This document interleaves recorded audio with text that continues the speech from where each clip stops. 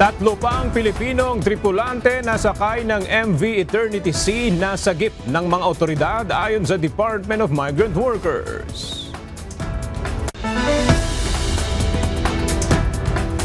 Lalaking nagdidistribute umano ng pekeng lisensya ng Civil Aviation Authority of the Philippines, arestado ng National Bureau of Investigation.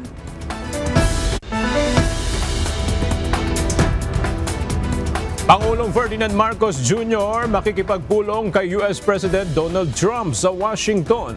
Issue kaugnay sa pagtataas ng 20% tariff ng US sa Pilipinas kabilang sa mga tatalakayin. Presyo ng mga produktong petrolyo nagbabadyang tumaas sa susunod na linggo. At singil sa kuryente ng Meralco tataas ngayong Hulyo.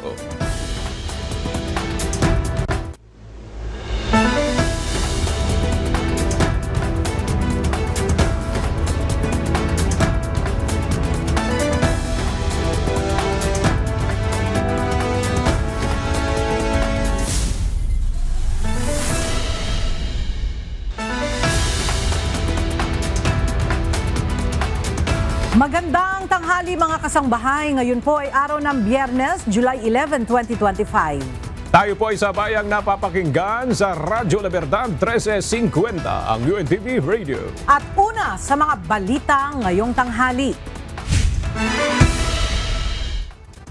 Inaasahang pangungunahan ngayong araw ng Philippine Coast Guard o PCG ang diving operation upang hanapin ang labi ng mga nawawalang sabungero.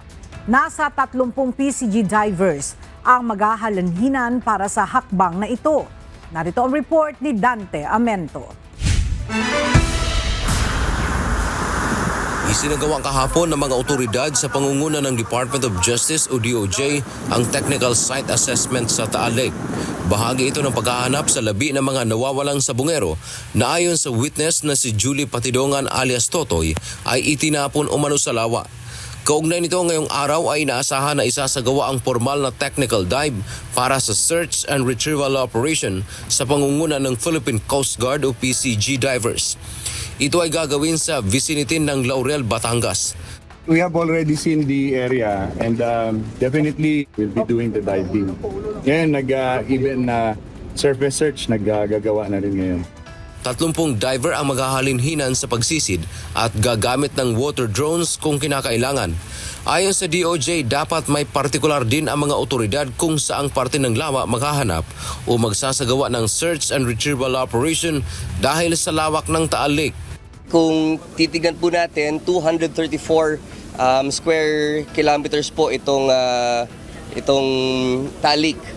Kaya kailangan ho natin gawing mas focused, no? ang search natin. Dagdag pa ng DOJ, ang hakbang na paghahanap sa mga labi ay hindi lang base sa pahayag ng witness na si alias Totoy, kundi mula rin sa iba pang mga lumutang na impormante. Dante Amento, UNTV, News and Rescue. Diyos ang aming sandigan, serbisyo publiko ang aming pinahahalagahan.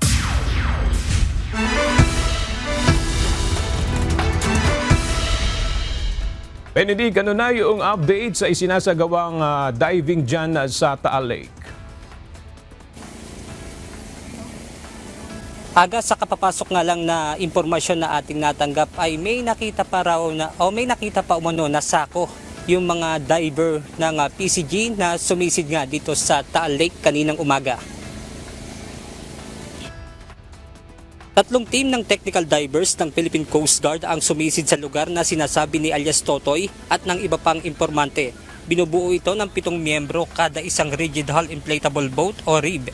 Sinuyod ng mga diver ng PCG ang nasa 100 hanggang 270 meters na layo mula sa pangpang. Sa kuha rin natin kanina makikita ang PCG personnel na nasa RIB na tila may inaangat mula sa diver na nasa tubig. Aga mula nga dito sa aking kinatatayuan ay makikita itong inilagay na marker ng mga tauhan ng PCG at tanaw din nga dito yung boya na inilagay ng mga PCG personnel kanina. At dito naman sa aking kanan, aga dito naman nakita yung sako na naglalaman ng hinihinalang sunog na buto ng tao. At yan muna ng ating update mula rito sa Laurel, Batangas. Balik sa inyo dyan, Aga. Maraming salamat, Benedict Samson. Dumarami ang mga mambabatas na sumusuporta para tuluyang ipagbawal ang online sugal sa bansa. Sa 2 kapulungan ng Kongreso, may mga panukalang batas nang inihain para maisagawa ito. Ang detalye sa ulat ni Rosalie Coz. Di nakatutulog ng maayos, pinag-aawayan ng mag-asawa, salaping pinaghirapan sa paghahanap buhay pero sa isang iglap lang, naglaho ng parang bula. Ilan ito sa naidudulot ng online sugal kay Richard, isang tendero. Kaya kung siya ang tatanungin, sang-ayon siyang tuluyan ng ipagbawal ang online gambling. Talaga nakakasira talaga ng pamilya. Hindi lang sa pamilya, pati sa sarili mo. Karamihan talaga talo. Walang panalo talaga. Buyat ka na, tapos gusto yung perang pangit yung laro na yun. Parang pinapaikot lang yung mga tao. Sa House of Representatives, isang panukalang batas ang inihain ni Manila 2nd District Representative Rolando Valeriano para tuluyang ipagbawal ang online sugal sa bansa. Ito ay ang House Bill No. 1455. Ayon sa kongresista, nakababahala ang epekto sa mga Pilipino, lalo na sa mga kabataan ng online gambling dahil sa accessibility nito. Nakikita ko elementary grades, may hawak na cellphone, nagsusugal na di ba? Sa ngayon, pa 20 pesos, 50 pesos, yun na masama pagtagal to, maniwala kahit hindi, lahat ng naka-cellphone, magsusugal na. Baka dumating ang araw, lahat tayo nagsusugal na. Hindi na maganda yun. Sa ilalim ng panukala, tuluyang ipagbabawal ang online sugal sa sabong, kasino at pustahan sa sports. Isinusulong din ng legislative measure ang pagbawi sa lahat ng permits at lisensyang ipinagkaloob ng Philippine Amusement and Gaming Corporation o PAGCOR sa lahat ng e-sabong operators at iba pang uri ng online gambling. Kung tuluyang maisa sa batas, papatawa ng parusa ang mga lalabag dito, gaya ng 6 hanggang 20 taong pagkakabilanggo at multang nagkakahalaga ng 500,000 hanggang 5 milyong piso. May ilan pang kongresista ang nagpahayag ng kagustuhang makapaghain din ng katulad na panukalang batas, gaya ni nabagong henerasyon Party List Representative Robert Nasal at Lanao del Sur 1st District Representative Sia Alonto Adjong. Sa Senado, inihain naman ni Senator Juan Miguel Zubiri ang panukalang total ban sa anumang uri ng online gambling sa buong bansa, kabilang na mga binigyan ng pahintulot ng PAGCOR. Samantala, ang Akbayan Party List naman inihain ang House Bill No. 1351 o Kontra E-Sugal Bill. Nagkapaloob dito ang paglalagay ng limit sa access sa online gambling platforms para lamang sa mga individual edad 21 pataas. Gayun din ang istriktong Know Your Customer Protocols, pagre-require sa national ID o government-issued identification para sa registration. Pagtitiyak naman ng Malacanang, pag-aaralang mabuti ni Pangulong Ferdinand Marcos Jr. ang panukalang tuluyang magbabawal sa online gambling sa bansa. Rosalie Coz, UNTV News and Rescue. Diyos ang aming sandigan, serbisyo publiko ang aming pinahahalagahan. Naghain ng Senate resolution si Senator Alan Peter Cayetano kahapon para hilingin ang house arrest para kay former President Rodrigo Roa Duterte na ngayon ay nakakulong sa International Criminal Court o ICC. Batay sa resolusyon ng senador, hiling niyang ilagay sa house arrest si FPRRD sa Embahada ng Pilipinas sa The Netherlands habang naghihintay ito ng paglilitis. Dahilan niya ito sa humihinang kalagayan ng kalusugan ng dating Pangulo, kaya mas dapat niyang gugulin ang natitira niyang mga taon sa piling ng kanyang mga pamilya at malalapit na kaibigan. Noong 2016, si Senator Alan Peter Cayetano ang naging running mate ni former President Duterte sa pagtakbo sa national elections. Muling tataas ang singil sa kuryente ngayong buwan. Sa inilabas na abiso ng Meralco, madaragdagan ng 0.49 centavos ang presyo ng kada kilowatt hour ang singil ngayong Hulyo. Katumbas ito ng nasa 98 pesos na dagdag bayarin sa mga kumukonsumo ng 200 kilowatt hour kada buwan. 146 pesos naman sa mga monthly consumption na 300 kilowatt-hour habang 195 pesos sa 400 kilowatt-hour. Aabot naman sa 244 pesos ang may konsumo na 500 kilowatt-hour. Ayon sa Meralco, ang rate increase ay bunsod ng pagtaas ng generation at transmission charges.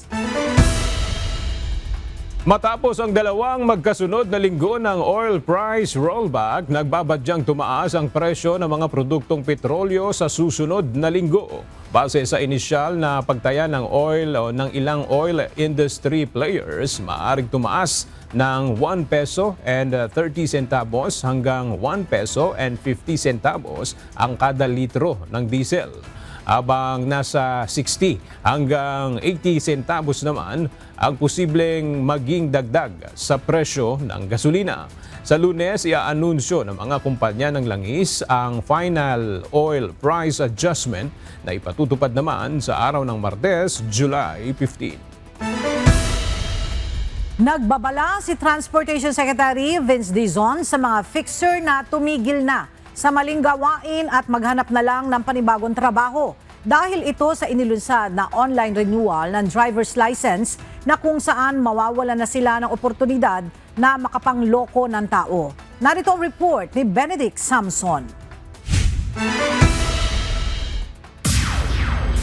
May iwasan na makapambiktima ang mga fixer. Ito ang sinabi ni Transportation Secretary Vince Dizon sa inilunsad na online renewal ng driver's license. Gayon kasi, maalwan at kombinyente ng mag-renew ng lisensya gamit ang eGov app. Ayon sa DOTR, sa pamamagitan ng online transaction, may iwasan nito makapambiktima ang mga fixer ng mga individual na mag-aayos ng kanilang dokumento, gaya na lamang ng driver's license. Maghanap na kayo ng ibang racket. Maghanap na kayo ng ibang pagkakakitaan. Huwag nyo ng pagkakitaan yung mga kababayan natin.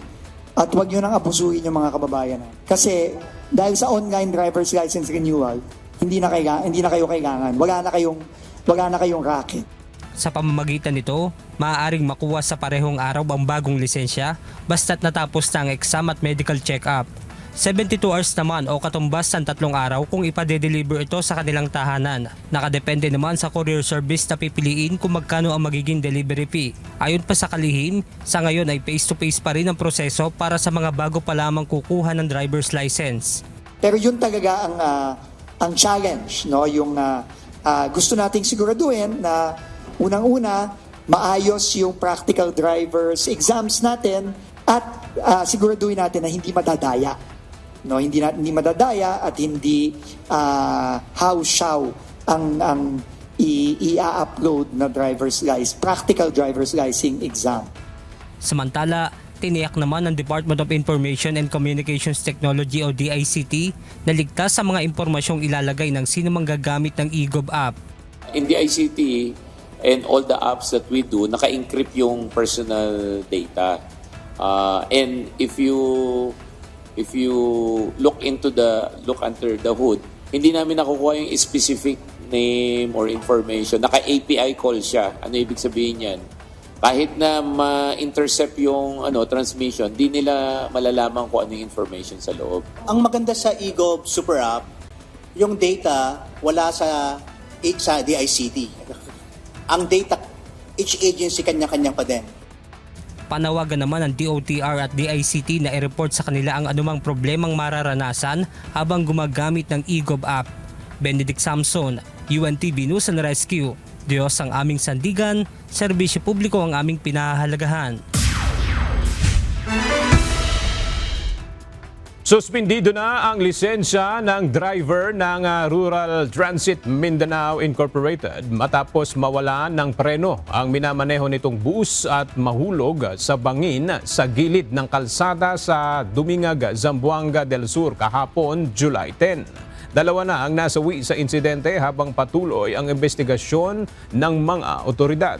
Ipinatawag na rin ng Land Transportation Office at LTFRB ang manager at may-ari ng kumpanya para magpaliwanag sa nangyari. Arestado ng National Bureau of Investigation ang isang lalaki na sangkot umano sa pamemeke ng lisensya mula sa Civil Aviation Authority of the Philippines. Ayon sa CAAP, magsasagawa sila ng mas malalim na investigasyon upang alamin kung may mga tauhan sila na maaaring kasabwat ng nahuling suspect. Mula sa Pasay City, may report si Ryan Lacanlale, live.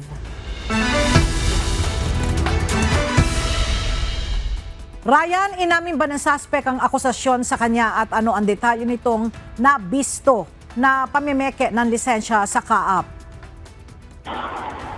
Inamin ng suspect na may alam siya dito. Pero paglilinaw niya ay isa lamang siyang fixer at hindi niya alam kung saan ngayon ginagawa yung mga taking lisensya. Bagamat mayroong mga tao na nakikipag-ugnayan lamang sa kanya para siya ang makipag-ugnayan naman doon sa mga customer o doon sa mga nagpapagawa ng taking lisensya. Ibigyan lamang siya ng komisyon. Nakipag-ugnayan at tumingi ng tulong ang CAAP Security and Intelligence Service sa NBI para imbestigahan ang natanggap na nilang ulat na may nag-aalok ng online o sa online na gumagawa ng taking lisensya ng piloto at aircraft mechanics. Agad nag-imbestiga ang NBI at nagsagawa ng entrapment operation. Itong Martes nahuli ang lalaki na nagdi-distribute ng taking lisensya sa Maynila.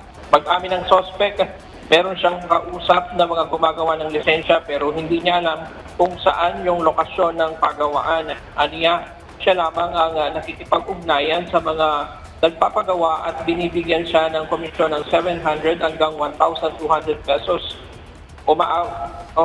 Umaabot aniya ang kanilang paninigil sa mga taking lisensya ng piloto hanggang 15,000 pesos.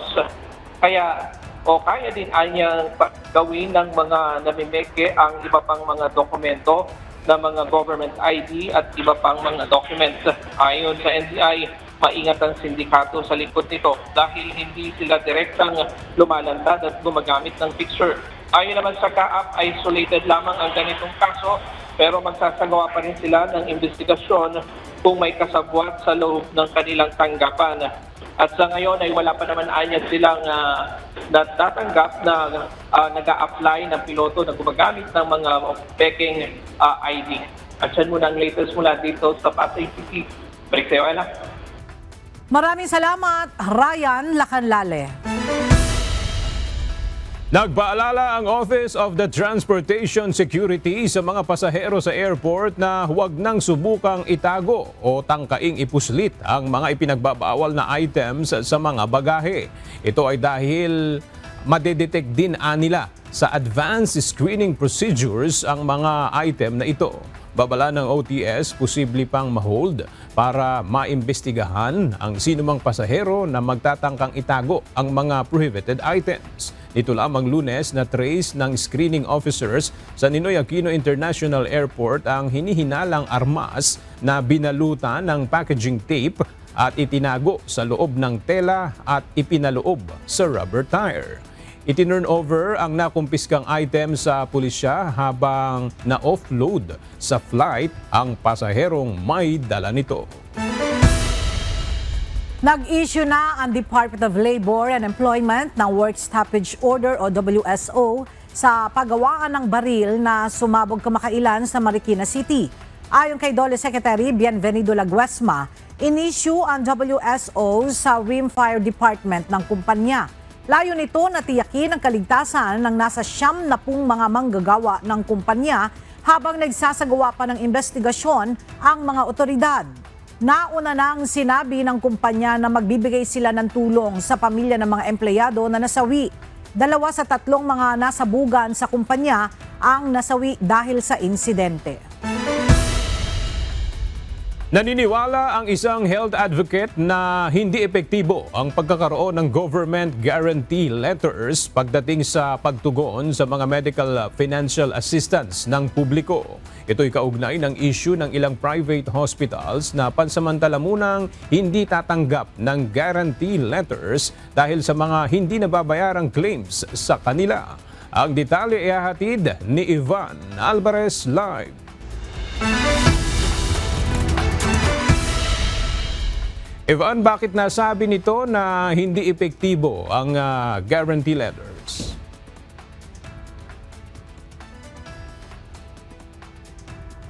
Ang isang health risk advocate napupolitika yung paggamit o yung pagbabayad sa mga ospital sa mga iniisang guarantee letters ng Department of Health.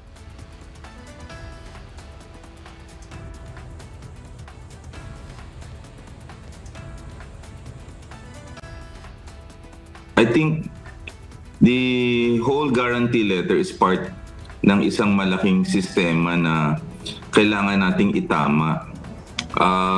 Yung guarantee letters kasi are not really guaranteed because they are political pledges and is ineffective, and because of the bureaucratic red tape or delays, hindi siya effective.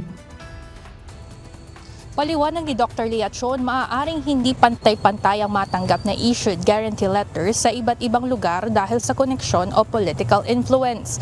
Dagdag pa nito, hindi trabaho ng Department of Health na magbayad ng mga medikal na gastusin ng publiko, kundi magsaayos ng universal health care, public health at mabawasan ang burden of diseases ng bansa. Anya, ang perang pangkalusugan ng gobyerno ay dapat mapunta sa Philippine Health Insurance Corporation o PhilHealth kaysa sa labas gumagalaw ang mga guarantee letters, lalo na at malaking question umano kung paano ito wastong nadidisburse at naliliquidate. Ayon pa rito, suportado nila na imbestigahan sa Kamara ang mga hindi nababayarang claims. Ngunit dapat rin anya na bukod sa investigasyon ay humanap rin ang pamahalaan ng mga solusyon at bagong polisiya upang tuluyang makamit na wala ng out-of-pocket expenditures ang mga pasyente tuwing mao-ospital. Aga-ayon kay Dr. Liachon, inaasahan nila na sa papalapit na SONA ng Pangulo ay mabanggit yung mga issue sa healthcare at maisauli na ang pondo sa PhilHealth. Yan muna ang update mula dito sa Quezon City. Balik sa inyo dyan, Aga. Maraming salamat, Ivan Alvarez. Handang idebate ni Senator Risa Ontiveros ang motion to dismiss at issue ng jurisdiksyon ng impeachment case ni Vice President Sara Duterte. Ito ay matapos ihayag ni Senator Ronald Bato de la Rosa na una niyang ihahain ang mga naturang motion kapag nag-reconvene ang impeachment court. Ang detalye sa report ni Asher Cadapan Jr. Binigyan din ni Senador Risa Ontiveros na dapat talakayin at desisyonan ang mga usapin sa impeachment case sa impeachment court at hindi sa Senado bilang legislative body. Ito ay bilang tugon sa sinabi ni Senador Ronald Bato de la Rosa na kukwestiyonin nito kung willing din ang bagong hanay ng mga senador na ipagpatuloy ang impeachment gaya ng ginawa ng naturang korte sa Kamara. Paliwanag ni Senador Ontiveros, hindi nakakondisyon kung willing ang mga miyembro ng Senado na ipagpatuloy ang impeachment dahil utos ito ng konstitusyon. Kaya inaasahan ng mababatas na unang-unang tatalakayin ng mga senator judge ay ang ipipresenta sa kanila bilang impeachment court. So kung may senator judge na simula pa lang magre-raise na ng motion to dismiss, handa po kaming i-debate yon. Kasi paano namin i-dismiss yung isang complaint na ni isang pirasong ebidensya o ni isang witness sa ni isa sa mga articles of impeachment ay hindi pa namin narinig. Hindi rin komporme ang senadora sa planong pagtatalakay ng argumento ng jurisdiksyon ng impeachment court sa kaso. Aniya, tinalakay at dinibati na nila ito noon pang 19th Congress. And tingin ko, ang tama ay once acquired na ang jurisdiction ng impeachment complaint ng korte, which we did, and nagpapatuloy yung jurisdiction na yan hanggang ngayon regardless of, kahit nga sa pangalawang condition ng motion to return nila, may pag-amin na na tatawid talaga sa 20th Congress. So, para sa akin, non-issue yung jurisdiction. Pero kung may magre-raise pa rin, handa kaming i-debate yan. Asher Cadapan Jr., UNTV News and Rescue. Diyos ang aming sandigan, serbisyo publiko ang aming pinahalagahan. Matapos ang pagsusumite ng Statement of Contributions and Expenditures o SOSE ng mga kumandidato sa 2025 midterm elections, lumalabas na si Senator Camille Villar ang may pinakamalaking nagastos sa kampanya mula sa hanay ng mga nanalong senador. Batay sa SOSE na kanyang isinumite sa Commission on Elections, Umabot sa higit 179 million pesos ang kanyang ginugol. Pangalawa naman si Senator Lito Lapid na gumastos ng nasa higit 163 million pesos at hindi naman sila nagkakalayo ng nagastos ni Senator Pia Cayetano na nasa 1 milyong piso lang ang pagitan. 139 million pesos naman ang nagastos ni Senator Amy Marcos. 128 million pesos kay Senator Ronald Bato de la Rosa at nasa 127 million pesos naman kay Senator Bongo. Umabot naman sa halos 120 million pesos kay Senator Francis Kiko Pangilinan, 112 million pesos kay Senator Rodante Marcoleta, 110 million pesos kay Senator Erwin Tulfo, habang mas mababa naman sa 100 million pesos ang nagastos ni na Senator Tito Soto na aabot ng higit 96 million pesos, 86 million pesos kay Senator Bam Aquino at kay Senator Ping Lacson na pinakamababa na wala pang 20 million pesos. Inanunsyo ni U.S. Secretary of State Marco Rubio na makikipagpulong si Pangulong Ferdinand Marcos Jr. kay U.S. President Donald Trump sa Washington sa loob ng ilang araw. Kasabay nito, magpapadala rin ang Pilipinas ng trade delegation sa Amerika para ipagpatuloy ang negosasyon matapos itaas ng Trump administration sa 20% ang taripa sa mga produktong inaangkat mula sa Pilipinas.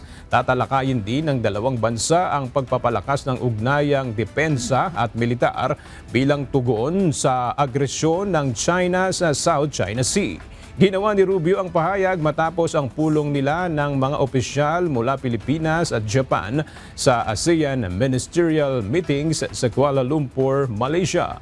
Samantala, kinumpirma na ni Presidential Palace Press Officer Undersecretary Claire Castro na aalis papuntang Estados Unidos si Pangulong Ferdinand Marcos Jr. ngayong Hulyo. Ayon kay Yuse Castro, hahayaan nila ang Department of Foreign Affairs na magdetalye sa pagpunta ng Pangulo sa Washington, D.C. Kinumpirma ni Department of Migrant Workers Secretary Hans Leo Kakdak na nasagip na ang 3 pang Pilipinong tripulante ng MV Eternity Sea na inatake ng Houthi rebels. Sa ngayon ay umabot na sa 8 ang kabuang bilang ng mga nailigtas na Filipino seafarers mula sa naturang barko. Patuloy ang koordinasyon ng Department of Migrant Workers sa ship owners, manning agencies at Department of Foreign Affairs para sa search and rescue operations at repatriation ng mga seafarers. Tiniyak din ng DMW ang tulong at suporta sa mga pamilya ng mga apektadong tripulante sa gitna ng sitwasyon. Tiniyak ng Department of Foreign Affairs na ginagawa nito ang lahat ng hakbang para maprotektahan ang mga Pilipinong seafarers sa buong mundo. Ito ay kasunod ng nangyaring pinakahuling pag-atake ng Houthi groups sa ilang barko na may sakay na Pilipinong tripulante sa Red Sea. Patuloy pang inaalam ng ahensya ang kalagayan at kinaroroonan ng mga Pilipinong sakay ng MV Eternity Sea na kasama sa pinasabog at pinalubog ng Houthi rebels. Nakikipag-ugnayan na rin ang DFA sa iba pang ahensya ng pamahalaan at imbahada bilang bahagi ng One Country Team approach. Binigyan diin ni Education Secretary Sani Angara na malaki ang maitutulong ng pagkakaroon ng internet sa lahat ng pampublikong paaralan sa bansa para mapabuti ang kalidad ng edukasyon. Dahil dito, nakikipag-ugnayan na ang Department of Education sa iba pang ahensya ng gobyerno upang mapabilis ang pagkakabit at pagpapaganda ng internet connection sa mga pampublikong paaralan. Narito ang report ni Jed Naresina. Pinagtibay ng Department of Education at Department of Information and Communications Technology ang kanilang pagtutulungan upang mapabilis ang pagkakaloob ng internet sa lahat ng pampublikong paaralan sa bansa. Ayon kay Education Secretary Sani Angara, lubhang mahalaga ang pagkakaroon ng internet connectivity sa pagpapataas ng kalidad ng edukasyon. At kaugnay nito ay ang opisyal na paglulunsad ni Pangulong Ferdinand Marcos Jr. ng National Fiber Backbone o NFB Phases 2 at 3 sa Leyte.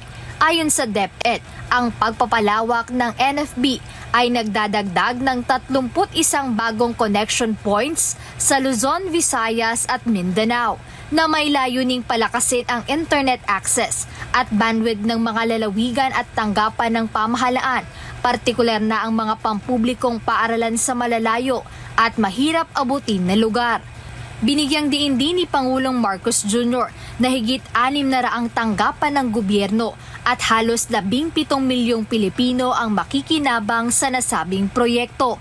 Kaya para sa kagawaran ng edukasyon, malaking tulong ang proyektong NFB dahil ito ang magsisilbing fiber backbone ng kanilang Digital Bayanihan Project. Ito ay isang inisyatiba ng DepEd at DICT upang marating ang mga last mile school o mga paaralang pinakamahirap abutin ng koneksyon. Jed Neresina, UNTV News and Rescue. Diyos ang aming sandigan, serbisyo publiko ang aming pinahahalagahan.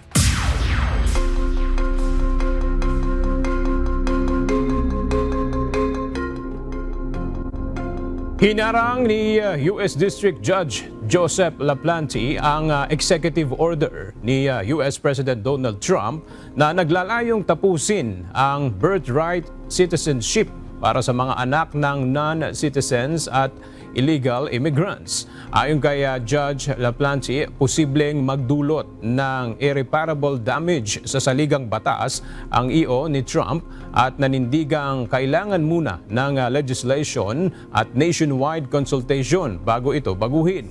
Binanggit din ng korte na higit isang siglo nang umiiral ang interpretasyon ng 14th Amendment na nagbibigay ng citizenship sa sinumang ipinanganak sa US. Batay sa EO ng Trump administration, nais nitong ipagbawal ang citizenship sa mga sanggol na ipinanganak sa US mula sa mga magulang na undocumented immigrants. Nakipagpulong si Ukrainian President Volodymyr Zelensky kina US Senators Lindsey Graham at Richard Blumenthal sa Rome upang talakayin ang pagpapalakas ng air defense at paghihigpit ng sanctions laban sa Russia. Ayon kay Zelensky, mahalaga ang dagdag na interceptor drones at tuloy-tuloy na supply ng armas mula US para mapigilan ang banta ng 1,000 Russian drones. Nagpahayag din siya na suporta sa panukalang batas na magpapato ng mas mabibigat na parusa sa Moscow at mga bansang bumibili pa rin ng langis at gas mula Russia. Samantala, inaprobahan na ni US President Donald Trump ang pagpapadala ng defensive weapons sa Ukraine at pinag-aaralan ang karagdagang sanctions laban sa Kremlin. Isimula sa loob ng ilang linggo ang kasunduan ng United Kingdom at France na magbalik ng ilang migrants na tumatawid sa English Channel sakay ng maliliit na bangka. Sa ilalim ng one-in, one-out scheme, ibabalik ng UK ang mga migrants sa France kapalit ng pagtanggap nito ng kaparehong bilang ng asylum seekers na dadaan sa security checks. Ayon kay US Prime Minister Keir Starmer at French President Emmanuel Macron, layo ng kasunduan na pahinain ang operasyon ng mga human smuggler at pigilan ang iligal na pagtawid ng migrants. For the very first time, migrants arriving via small boat will be detained and returned to France in short order. In exchange for every return, a different individual will be allowed to come here via a safe route, controlled and legal.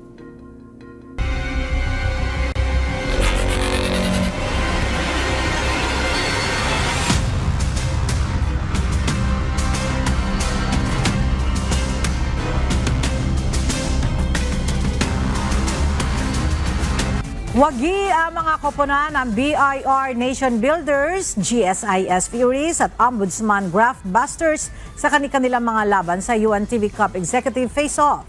Kabilang naman sa mga matataas na opisyal ng gobyerno na naglaro ay sina BIR Commissioner Romeo Lumagi Jr., Senator Joel Villanueva at Senator Bongo. Ang detalye sa report ni JP Nunez. Galera asking for it, Tolentino goes all the way. 3 ball on the way. Again, another 3. This time it goes in. Kayas to a W. Nice. Tuloy-tuloy ang maaksyong tagpo sa pagitan ng mga kupunan sa UNTV Cup Executive Face-Off. Sa first game sa Amoranto Arena sa Quezon City, dinumina ng BIR Nation Builders ang PhilHealth Health Insurers. Kontrolado ng BIR ang lahat ng quarter kung saan hindi nila pinatikim ng kalamangan ang katunggali mula sa simula hanggang matapos ang laban. Sa first quarter pa lang ng game, tinambakan na agad ng 17 points ng BIR Nation Builders ang PhilHealth Health Insurers. Sa halftime, lalo pang lumobo ang kalamangan ng BIR sa 30 points sa score na 49-19.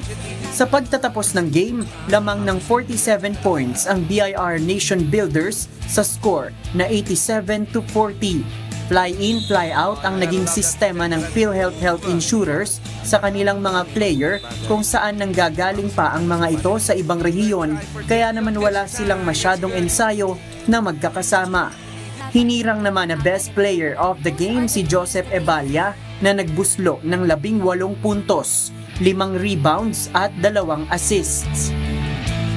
Medyo kailangan namin bumawi eh. Natalo kami last time, so nasunod lahat yung game plan namin at saka nag-step up po lahat. Bali yung game plan namin is tumatakbo lang lahat talaga tapos balik talaga sa depensa. Kabilang naman sa mga player na naglaro sa BIR si Commissioner Romeo Lumagi Jr.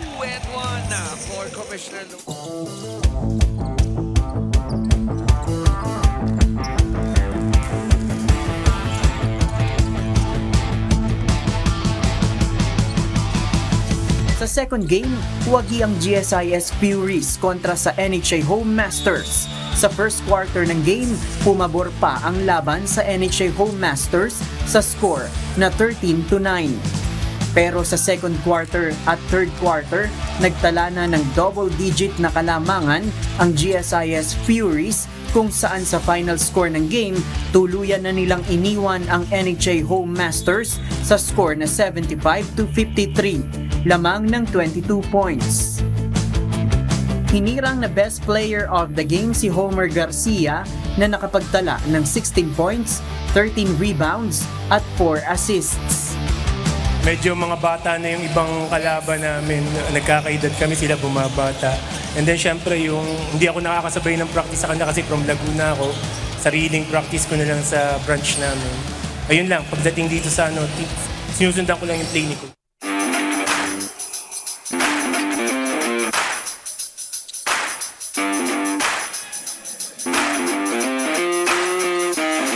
At sa huling game, nasungkit ng Ombudsman Craft Busters ang panalo kontra sa defending champion na Senate Sentinels. Sa pagtatapos ng first quarter, lamang ng 11 points ang Senate. Subalit sa second quarter, naibaba ng Ombudsman sa single digit ang kalamangan. Bago matapos ang third quarter, tabla sa score na 53. Pero bago matapos ang quarter, naipasok ni Senator Bongo ang kanyang pinakawalang 3 points kaya lamang pa rin ang Senate. Sa huling quarter ng laro, tuluyan ng nahabol ng Ombudsman at nalamangan ang Senate ng 9 points sa pagtatapos ng laban sa score na 77-68. Kabilang sa naging starting 5 ng Senate Sentinels, sina Senator Joel Villanueva at Senator Bongo. Hinirang naman na best player of the game si Attorney Ian Mateo ng Ombudsman na nagtala ng 24 points, 9 rebounds at 5 assists. First half actually natatambakan kami. So nag-adjust kami sa defense. Actually ang sabi ni coach, dapat i-apply namin yung mga pinapractice namin which is defense. Saka pinaghandaan talaga namin yung Senate kasi sila yung defending champions. Abangan ang schedule ng mga susunod na laban sa nag-iisang liga ng mga public servants sa official social media accounts ng UNTV Sports. Win in sports, win for charity. JP Nunez, UNTV, News and Rescue. Diyos ang aming sandigan, serbisyo publiko ang aming pinahahalagahan.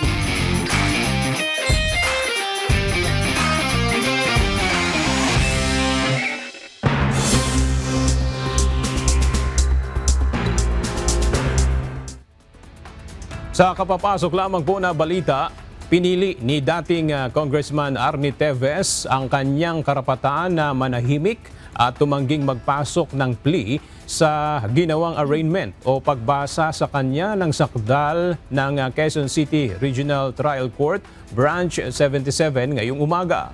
Kaugnay ito ng mga kasong terrorism financing na isinampa sa kanya. Dahil dito, ang hukuma na ang nagpasok ng not guilty plea para sa dating mambabatas. Ayon sa kanyang abogado na si Attorney Ferdinand Topacio, hindi naman natuloy ang pre-trial sa kaso. Mga kasangbahay, kung mayroon kayong hindi napanood na balita o nais nyong muling mapanood ang CNews, maaari nyo po itong muling balikan sa aming mga official social media account. I-like at i-follow lamang ang UNTV News and Rescue Facebook account at i-click ang subscribe button sa UNTV News and Rescue YouTube channel. Mapapanood nyo rin po dito ang iba pang news programs ng UNTV, pati na ang iba pang video na nag-iisang public service channel. Kaya subscribe, like, and share. At sa ating pong iiwang mga salita ng Diyos na ating sandigan mula sa aklat ng unang Juan, Kapitulo 3, versikulo 17 na nagsasabi, "Datapwat ang sinumang mayroong mga pag-aari sa sanglibutang ito at nakikita ang kanyang kapatid na nangangailangan at tuoy ipagkait ang kanyang awa, paanong mananahan ang pag-ibig ng Diyos sa kanya?"